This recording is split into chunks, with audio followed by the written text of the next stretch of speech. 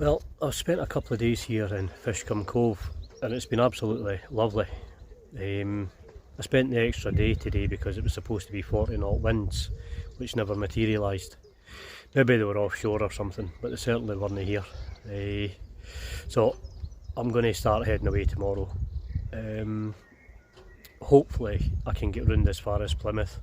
If no, I've got a couple of backup stops just in case.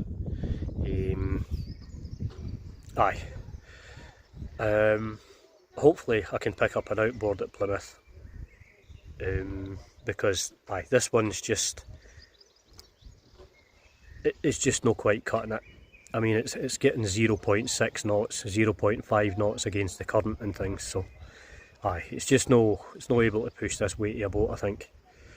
Even with the current, it's only getting a couple of knots, maybe 3 knots, so I'm going to have a serious look and see if I can pick up an outboard round Plymouth area before I go round the Lizard and Land's End and things like that. I want something a bit beefier and a bit more oomph in it. Just, I think, to be honest, I'm looking for something that I feel comfortable with and that I can rely on. So that's the plan.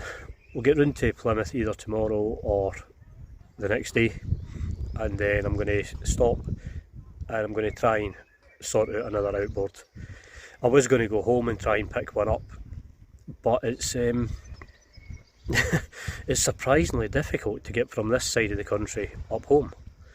The trains were taking like 2 days and things like that, so, and it was going to end up costing about 400 quid just to get there and back, so I'd rather put that towards an outboard. So as I said, I'm going to stop round Plymouth. There's a nice wee bay round there. I've seen a few sailors stopping, so I'm going to stop there and hopefully I can pick something up. I'm going to do a wee video on shorts and see if anybody knows of one kicking about. Something round about the 30 horsepower, kind of 25 to 30 horsepower, with the extra long shaft, something nice and reliable. And I think that'll make my life an awful lot easier and an awful lot less stressed. But that's the plan. I mean, this place is gorgeous. It's absolutely gorgeous. And I've loved being here, but time to move on now. So I'll set off probably about 4 o'clock tomorrow morning and see how far round I can get. The earlier I leave, the more time it gives me for this outboard, because it took me it took me a stupid amount of hours the other day just to do 15 miles. So we'll get round to Plymouth, we'll get a new outboard sorted and life will be a lot easier. On the plus side, I've made a few wee improvements here and there on the boat in the last couple of days, just kind of quality of life improvements, so happy at that. And I've had a really good time here, so time to move. Good morning.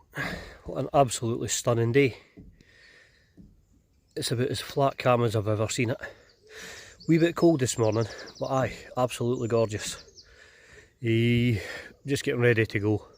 That's the sunlight just up, so let's see how far we can get today. Good morning to you as well. Anyway, let's crack on, see how far we can go today.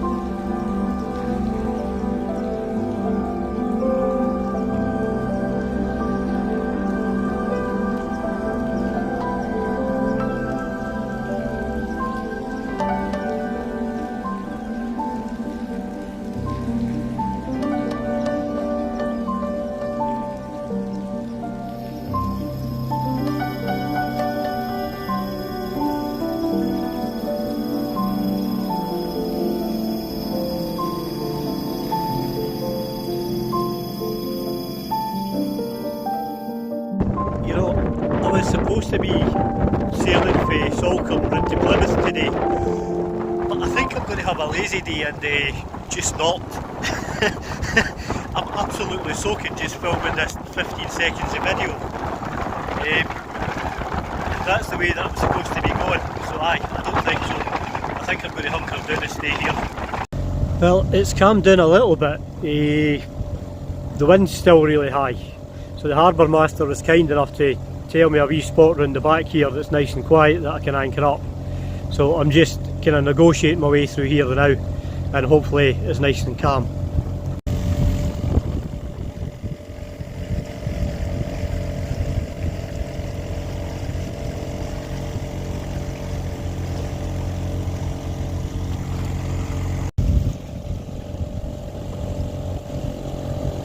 What a beautiful place.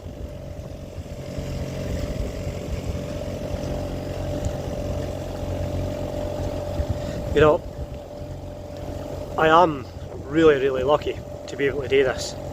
I mean, I know there's a lot of hard graft and a lot of stress and anxiety, especially with that engine, but above it all, you know, I am exceptionally lucky to be able to do this. Aye, especially days like this. It's an amazing adventure, and I hope that everybody manages to get on at least one like this in their life. Well, I finally managed to find another outboard.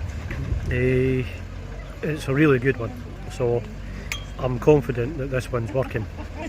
The only problem is it's an hour and a half there and an hour and a half back by either bus and train or taxi. So it's never easy, but we'll get there. And what a beautiful day. Salcombe's actually, it's one of the places that I've never been, but it's absolutely gorgeous. It's a lovely wee town. So I'm quite happy. It's going to be a bit of a mission to get it back on the boat because I'm anchored offshore there. So I'm going to have to take it round in the rib.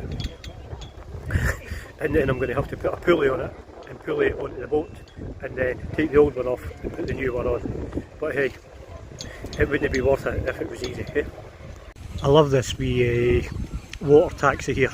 It just scoots up and down constantly all day, shuttling people from one end to the other end of Salcombe. I've not actually seen one like that before. It's really cool.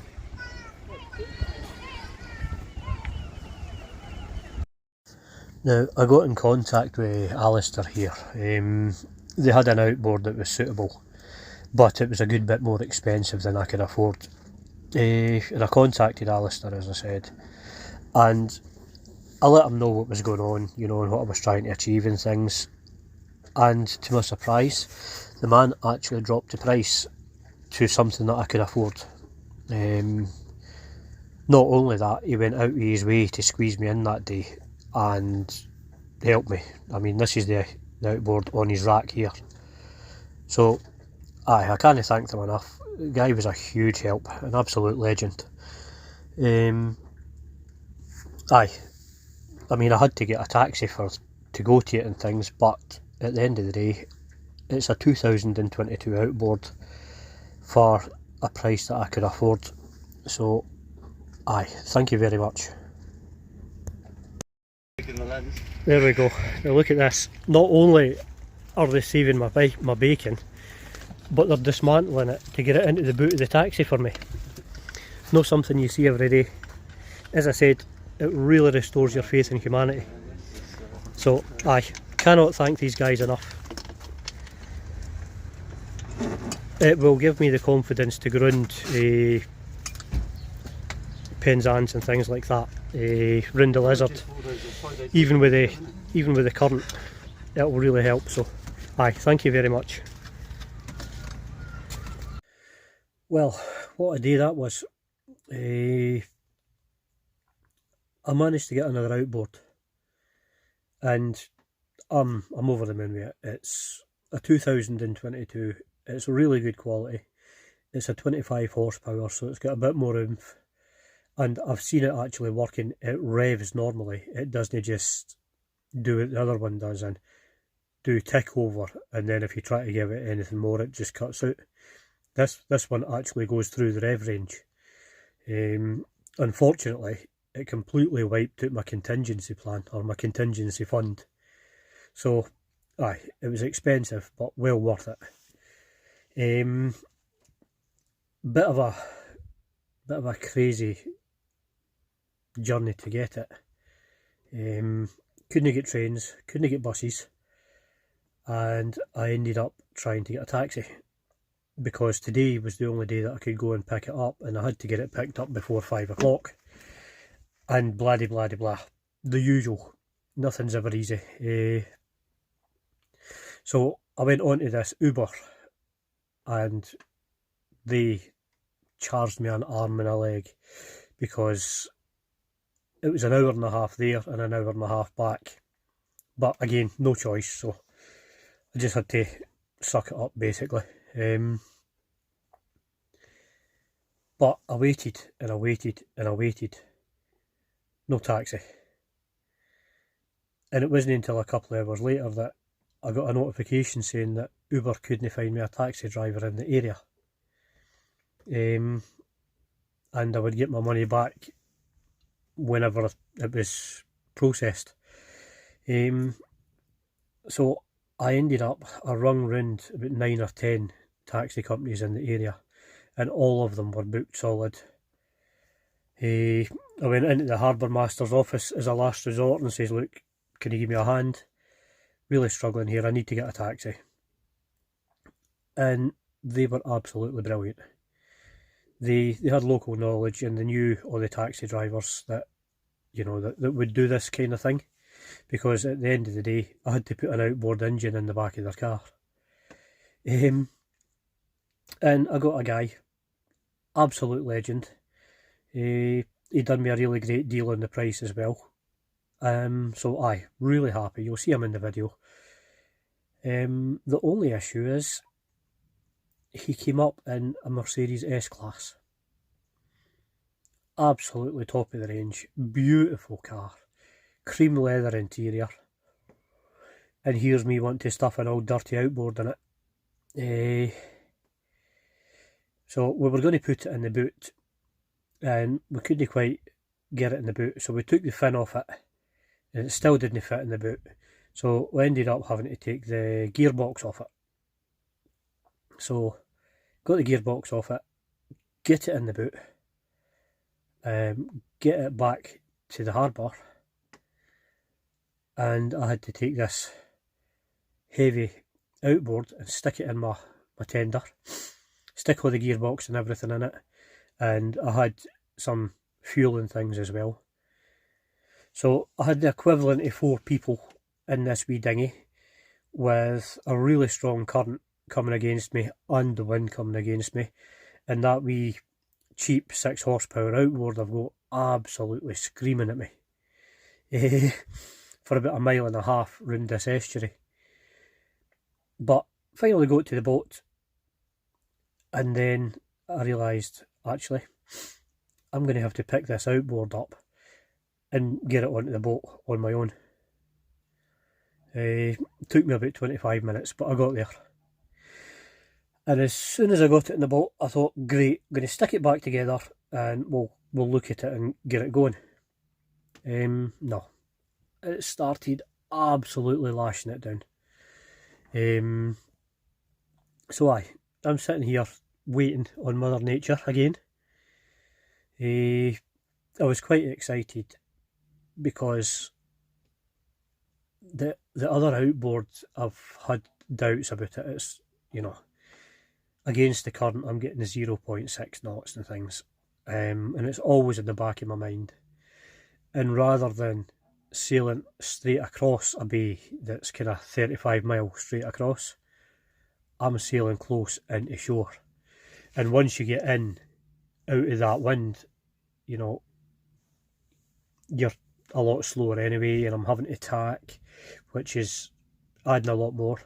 And it's more than doubled the amount of time that it would have taken if I'd just had the confidence in that outboard to be able to sail right across, you know, be 6 or 7 mile offshore and just sail right across that bay. It's taken a 35 mile bay and made it more like 90 miles. I measured it on Navionics yesterday. So I'm hopeful now that I've got this outboard. It is an absolute belter. And it's 4-stroke electronic fuel injection. It even starts off the key, so I'll not have to do what I do just now and bend over the transom and try and start this thing manually with a 2, maybe 3 metre swell sometimes, getting bounced up and down. I'll actually be able to start this thing off the key, and it charges the battery. So hi, I'm pretty chuffed. It was seriously stressful. I mean, panicking because the guy, he really helped me out at a very bad time in his life. But it did leave me quite a short amount of time. As I say, it was about an hour and a half, just over an hour and a half there, and an hour and a half back. So I started flapping like an old mother hen straight away, running up and down the boat, trying to get the tender pumped up, and the electric pump wouldn't work. Thankfully, I had the forethought to bring a manual pump with me, so standing pumping that up, got the tender going, and then Uber. Apparently Uber doesn't operate in this area, and yet it advertises this area and takes the money out of your account. I mean, that to me is absolutely bizarre. Well, why would you do that? Would you not rather just be straightforward and say, sorry, we don't operate in this area? Anyway, thanks to the harbour master in the harbour office, I got the taxi, and thanks to Steve for taking me in his beautiful Mercedes, I think it was, Mercedes S-Class, all the way, and gave me a cracking deal in the bargain. So now I'm just waiting on Mother Nature stopping or raining. Either that, I'm just going to, chances are if it's no stop by the morning, I'll just get threaders and I'll go out and I'll get soaking wet. I got a full service kit for the place as well, so I'm going to do that. It's, when I took the gearbox apart, it looks absolutely mint. I mean, it looks as if it's never been run at all, to be honest.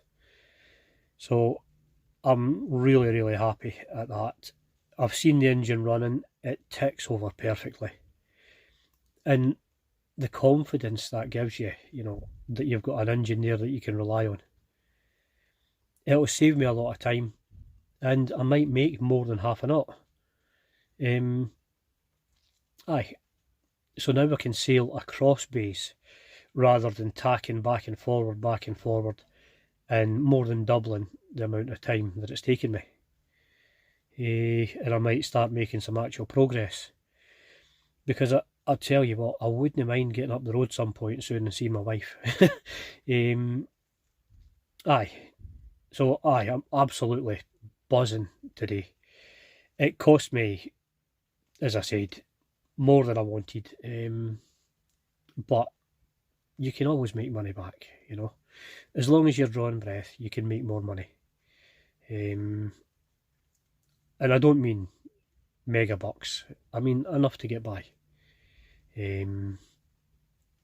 But I've got a working outboard. I mean, how mad is that? You know you're getting old when you get buzzing because you've got an outboard that actually works. I mean, when I was younger, I used to get buzzing at skydiving and things like that. Now I'm happy because I've got an outboard. But anyway, I'll film me putting it back together and things, and I'll let you have a look round about it. It is an absolute peach, and I can't wait to get underway. Unfortunately, Mother Nature's decided that she's going to blow about 40 knots for the next 2 days, so I'm going to be stuck in this estuary just swinging about on the hook. But it'll give me time to get the outboard sorted and some bits and pieces done. I got some sealing done as well, because I think the boat wasn't leaking when it was sitting on the hard, but with me being in the sea and hitting swells and waves and things, fiberglass flexes. So I think all that old sealer that was fine sitting still, it's brittle and it's started to crack, so I've started to find some leaks. So I'm running about with Sikaflex, just kind of shoring things up the now. I mean, it's no leaking bad. There was a leak above the window and a leak up the back here. And I was getting about a quarter of a mug of water when it'd been raining overnight, so it wasn't huge. But still, I don't want water inside anyway. So aye, that's another thing that I've been doing.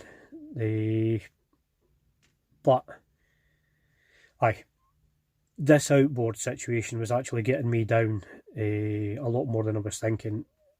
And it was playing on my plans a lot more than I was thinking. You know, it didn't dawn on me that I wasn't going across bays, because I had an outboard that would only go into gear on tickover, and as soon as I tried to rev it, it would die on me. If I did get it revving, I had to play with the choke just to get it absolutely millimetre perfect. A millimetre the wrong way, either way, and it would die on me. And once I got it millimetre perfect like that, I'd get maybe an hour out it and then it'd just overheat and cut out. And I thought at points I could predict when that was going to happen, but I couldn't. I could tell when it was starting to go, because it would start spluttering, and I'd know that I'd about 10 minutes. But that could happen anytime. There was one of the times it cut out right there in start point, and there's a reef in there that I was desperately trying to avoid, that the current was desperately trying to push me through, and the outboard started spluttering, and you know, there wasn't the wind for it to pull me. So I mean, the sense of relief that I've got now, because I've got a reliable outboard. I mean, it's a 25 horsepower electronic fuel injection. It's not going to be fast, but it's going to be reliable. It's going to have enough power to push me forward, and that's all I need. The rest I can do on the sails. So the next plan after this is Plymouth, and then starting to look at Lizard Point, and then Land's End. So I'm going to start really reading up like I did on Portland, getting the information, studying the charts and the currents and things like that, and see the best time to go around. I don't mind what time of day or night I go around it, as long as it's right for the weather conditions and the sea conditions. Because I'm not experienced enough to go out in 40 knot winds and things. You know, there was one of the people here, and he's got a large boat and he's got a lifetime experience, and he was saying that, you know, he's happy to go out in 30 knots. He just reefs down, and that's great. You know, if you have that kind of boat and that kind of experience, then more power to you. I will have that kind of experience at one point, but just not now. So for now, I'll stay within my capabilities, and as it sits just now, I'm more comfortable under 20 knot winds. I'm actually happier up to kind of 10, 12. That's pretty much spot on for me. The boat moves lovely. There's no, you know, I don't have to furl in the Genoa and things like that. I can just chill out and I can get to know the boat, and I can get some experience actually sailing at that kind of range. I don't know that I'll ever want to go out in 30 knots, but I imagine at some point I'll be capable of dealing with it if it comes up out of the blue. But for now, I'll try and look at all the weather apps and just sail in decent weather windows and keep myself safe, you know. It's not so much that I'm worried about me. I would hate for the RNLI to have to come out and save me because I'd made some newbie mistake and put all the people's lives in danger because of me being a muppet, you know. So I try to take care because of things like that. Not so much worried about me. I'm more worried about putting other people in danger because of my mistakes. So I'll, in the kind of the meantime, while I'm getting experience, I'd rather be overcautious than go out and do crazy stuff. Aye. The way I see it, if I make a mistake and it costs me, then that's my fault. If I make a mistake and it costs somebody else, you know, that's just not right. But anyway, aye, absolutely buzzing about my new outboard, and I can't wait to get it on and see the difference it's going to make and the difference in confidence it's going to give me as well. Anyway, I know this has got a bit wordy and I'm rambling on, but it's because I'm absolutely buzzing. But I'll stop now and I'll save your poor ears. And we'll come back in when I'm trying to put the outboard back together and things. Now, as you can probably hear, it's quite windy today. It's certainly not a day for me sailing. So I'm going to use that time for to put the outboard back together. As I said yesterday, I went to take the bottom gearbox off it. So I'm going to stick that back on, and I'm going to install all the kit that came with it. It's got the wire and harness and everything, the controls and the cables here, and then I got the full service kit for it, just to make sure there's everything in this. I mean, this is the impeller housing and things, new impeller and everything.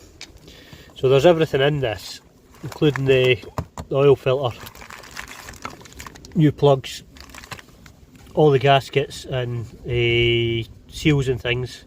The only thing the kit doesn't have is the oil, but I've got 5 litres of good oil there that I bought for the other outboard, and so I've got plenty of that.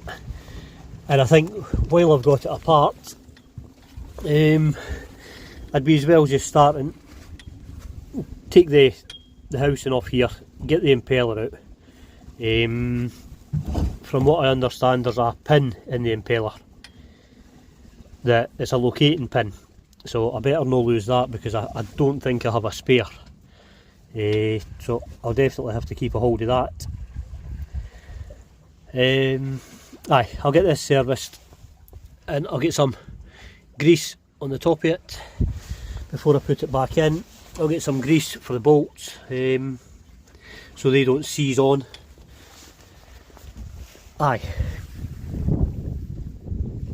It looks quite complicated, but it's actually relatively simple. I mean, the hardest part is that I've got to run cables from the battery because this one's an electric start, which is absolutely fantastic.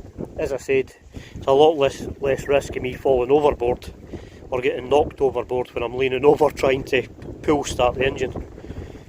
So, going to do a wee bit at a time. As I said, I'm going to service the gearbox first, and then I'm going to get it back on. I'm not sure if I need this on. It's just for boats that have got trim tabs, I think. But I'm going to stick it on anyway. It'll give me a visual of how far it's moving up and down in the water. Really easy. So, I'll get that done. And then, luckily with this, there's actually a point here that I can hang it on. So once I get the gearbox and things on, I'll hang it up on this and it'll let me get the rest of the service done.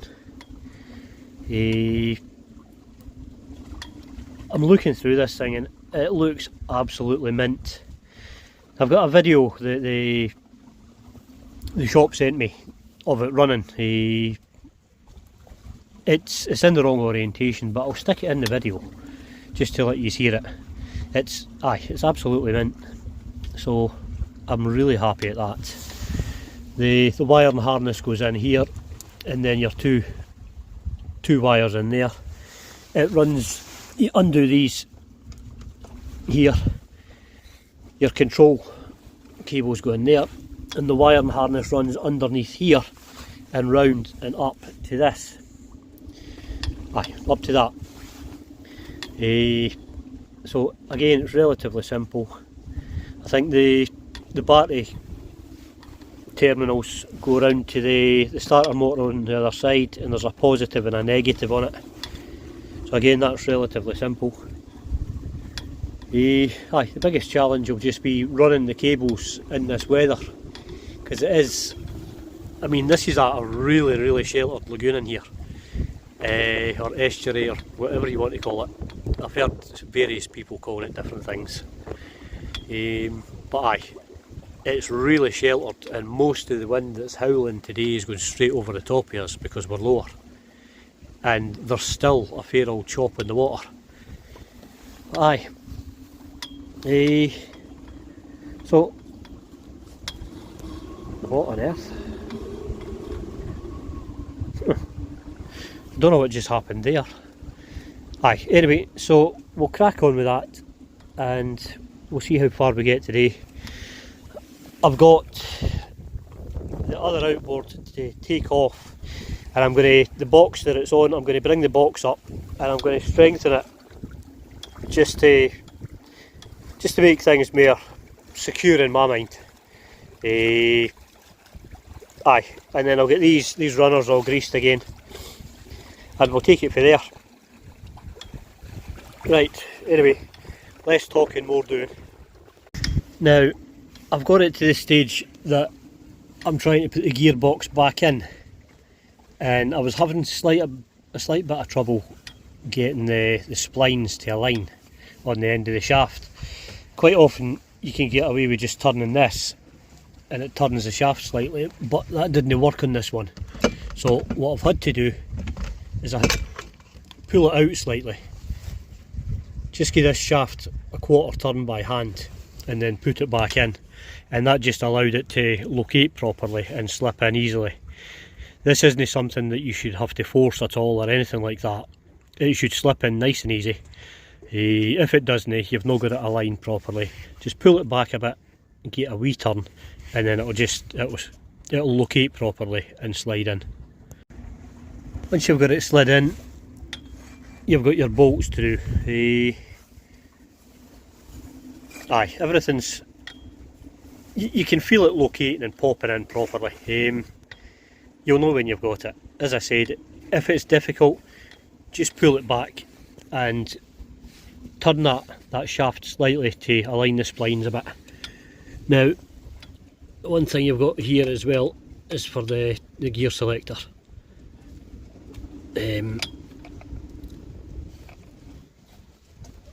Actually, got to turn this. Now, I've got a wee spring pin for this. Don't lose that. It's the one thing I always lose. But if you lose it, you're I suppose you could use a split pin, but try and make sure you don't lose your spring pin, because this goes in this part, and as you can see, the two holes line up and the spring pin goes through and just keeps it. As I've said before, I'm no expert. There'll be a lot of people who knows far more than me. Always do your own research. This is just the way I do things. As I said, I'm not an expert. I know a wee bit about a lot of things. Kind of jack of all trades, master of none type thing. But I know enough to get me past in a lot of situations. So we'll get this all bolted up, and I'll get this on and get it located and things, and then we'll be able to stand the motor up and get it on the pulley, on the hoist, and that'll make it easier for me to do the rest of the service. The boat's looking like an absolute disaster zone just now. I'm just in the process of running all the cables and things through the back, don't worry about this, that's a temporary seat thing that I'm playing about with. I think when I get home I'm actually going to fiberglass in a proper seat, because it's lovely just sitting there with the tiller in your hand and things are going right. But anyway, aye. I'm in the process of running all these control cables. That's the power cable and the 2 control leads, and then the box is all going through here, and then it's going through the back, past the battery box and out to the outboard here. And this black rubber bung here is where all the cables pass through into the outboard. So I'm just in the process of running that now. Still get that generator running because I don't have solar power for it to top up the battery. So it's a pain in the butt, but hey, I need power, so aye. Anyway, the wind's down a wee bit, thankfully. Clouds are coming back in, so hopefully it doesn't rain too much. But aye, I'm making progress, so happy at that. Now, I've still got a good bit of tidying up to do with wires and cables and God knows all, but you know, I'm actually at the stage I'm scared to try and start it. Now, I've pumped it through and I've turned it a couple of times without the safety on it, but here goes nothing. Oh, what?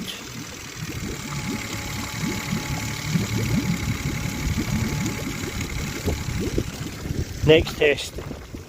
Let's see if it does what it's supposed to do.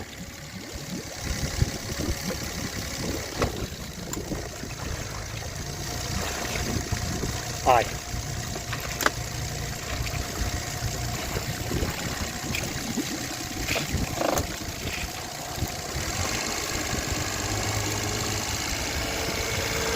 Aye, you can see it pulling backwards as well.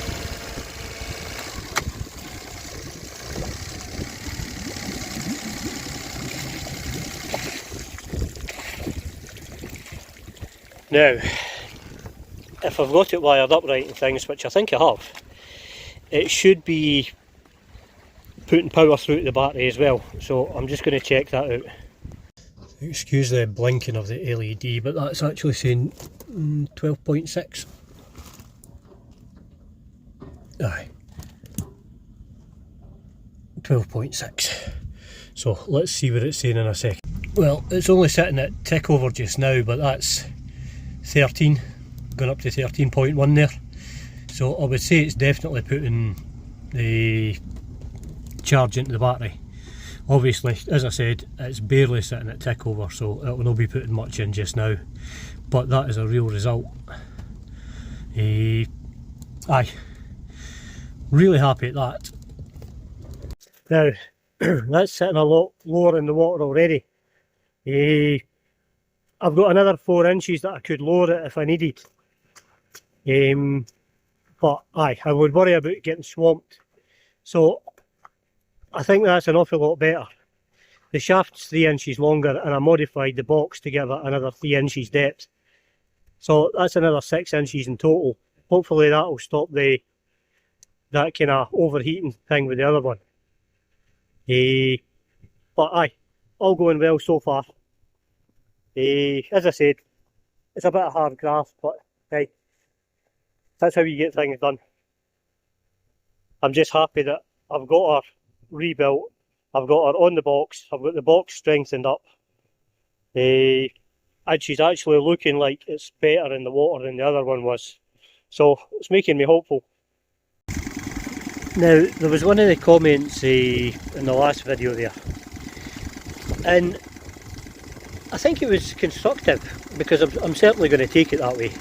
And the comment was that I rely too much on the outboard. And they were right, I do rely on the outboard. It's what I know. You know, power boats, fishing boats is a lot of my background, so whenever I run out of skill with the sailing, I kind of fall back on the outboard. But I think the problem was that, you know, it was a safety net for me. I'm quite happy to sail and I'm quite happy to learn things and try new things with the sailing.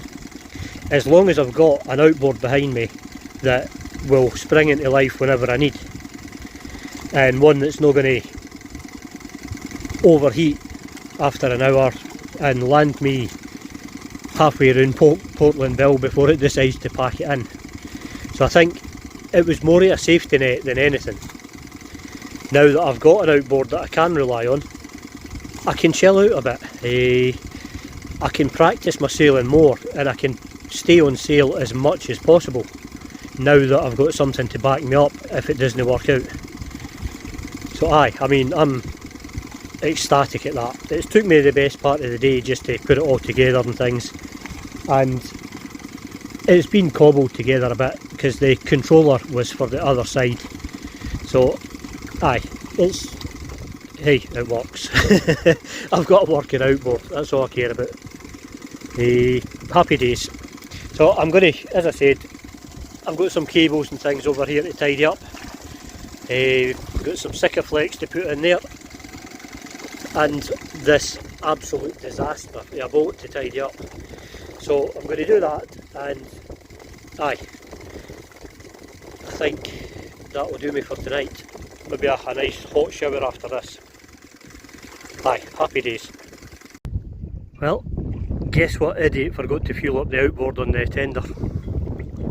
So now it's about 1.5 miles, 2 miles in that direction against the current. That'll teach me. The tender had actually been inflated for a couple of days now, and the outboard was on it, so it clean went out my mind for it to put more fuel in it. I'll not do that again. You know, you never really appreciate the strength of a current until you've got to row against an outflowing estuary against a strong wind as well. That was crazy. I'll not do that again. Now, I'm really happy with the outboard. As I said, I know I do rely on it a lot, but as I say, it is more of a safety net. Now that I've got something that I can rely on at the drop of a hat, I don't need to worry about it anymore. It's not on my mind, and you know, I can learn and use the sails a lot more because I've got something there to back me up if it all goes wrong. I think this video has been a wee bit wordy, and I'm not sure how you feel about that. But now that the outboard's sorted, I've got a couple of days of decent weather. I think Monday, Tuesday and part of Wednesday. So I want to go from Salcombe, where I am, right across the bay to just before the Lizard. I think I'm going to try and do that tomorrow. It's about 35 miles. So it'll take me a fair old while, but the weather, I think the weather towards the end of the day seems to be picking up again. So I'll leave about 4 AM and I'll get a good 9 hours sailing before the weather starts picking up. Hopefully by then I'll be in a harbour or anchored up somewhere nice and safe. I've got a couple of wee places that I'm looking at. We'll see just how far I get. And then it's a case of really looking at tackling the Lizard and then getting round Land's End. So really making progress. I mean, I've done over 200 miles now, and now that outboard's sorted, I can start kind of focusing on other bits and pieces. I was looking at solar, and I was going to get an auto tiller thing, you know, the autopilot for the tiller. Obviously that went out the window because I had to blow the entire contingency on a new outboard, but absolutely worth it. No doubt in my mind. I know I've went on about money a lot in this video. Don't for a second think that I'm looking for anybody to give me anything. I'm really not. I had a contingency there and I had to spend it. Such is life, these things happen.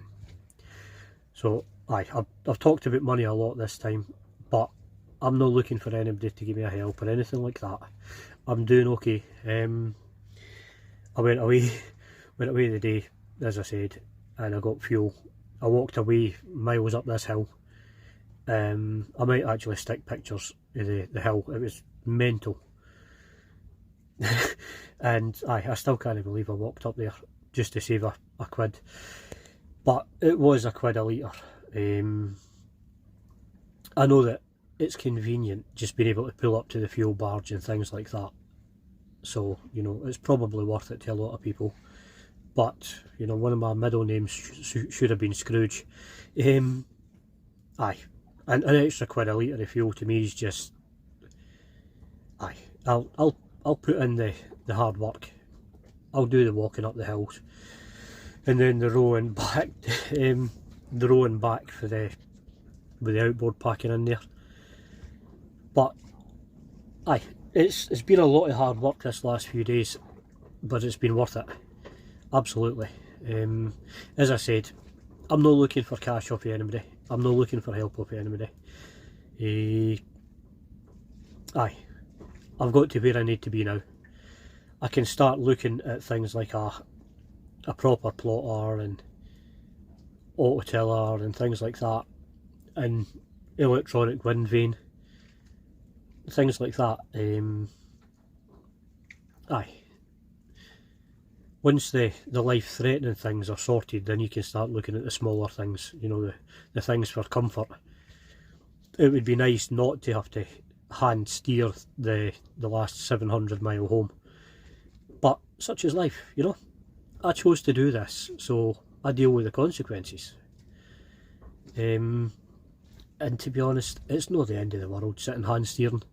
I made that wee bench there, and I can actually, once I've got everything on a straight line and on the bearing that I want to go, I can put that tiller handle right in the crook of my leg, and I can just sit there and chill out, and it keeps it on a nice straight heading. The compass is right in front of me, so I've got my bearing all the time. It's one of the really good ones, as I said before. It's got the angle of heel on it as well, so I can see what the wind's doing with the sails and how it's affecting the boat. So I've got everything I need to get me back up the road. Well, to get me back up the water. And once I get up the road, you know, we'll get these wee luxuries. And I've got all the charts sitting there, you know, and I know how to read the tides and things like that. So, aye. Anyway, I think I'm going to leave it at this on this video. It's getting a wee bit long. And I'm going to head over to the harbour, get myself a shower and a shave, and get ready. Just get everything packed up and ready to go for the morning. We'll see how it goes then.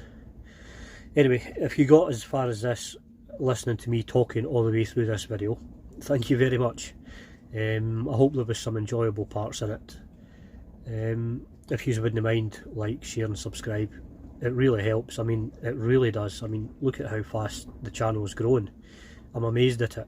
Again, thank you very much for the subscriptions and things like that. And take care. I'll see you next time.